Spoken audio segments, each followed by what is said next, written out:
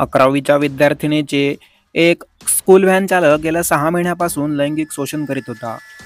त्याने आई-वडिलांना जीवे मारण्याची धमकी देत विद्यार्थिनीला दहशतीत ठेवून तिच्याबरोबर वारंवार शारीरिक संबंध ठेवले.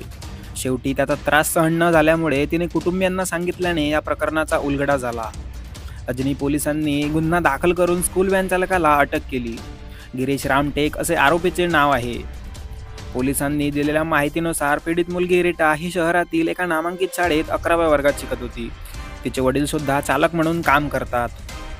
तिच्या वस्तीत आरोपी गिरीश रामटेक हा राहतो. तो अविवाहित असून वृद्ध आईसोबत राहतो. त्याने आईला सांभाळायला केअरटेकर महिला ठेवली आहे. रीटाच्या वडिलांशी गिरीशची मैत्री आहे, त्यामुळे तो नेहमी घरी येत होता. रीटाचा तो नेहमी लाड करायचा. तिला नेहमी खायला चॉकलेट किंवा खाऊ आणत होता. त्यामुळे रीटासुद्धा त्याच्याशी बोलत होती. तिला तो अनेकदा शाळेत सोडून देत होता. मात्र गिरीशची वाईट नजर रीटावर होती, त्यामुळे तो नेहमी तिला बघायला घरी येत होता. 1 मे 2024ला तो रीटाच्या घरी आला. त्यावेळी तिच्या घरी कोणी नव्हते, त्यामुळे त्याने रीटाला चॉकलेट दिले आणि अश्लील चाळे केले. गिरीशचे कृत्य बघून ती घाबरली. तिने लगेच हाताला झटका देऊन घराबाहेर पळ काढला. त्याने तिची समजूत घालून कोणालाही प्रकार न सांगण्याचा दम दिला.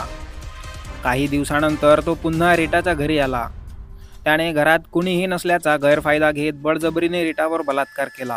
त्यामुळे रीटा घाबरली आणि रडायला लागली. त्यामुळे त्याने तिला आई-वडिलांना खून करण्याची धमकी दिली. त्यामुळे रीटा घाबरली.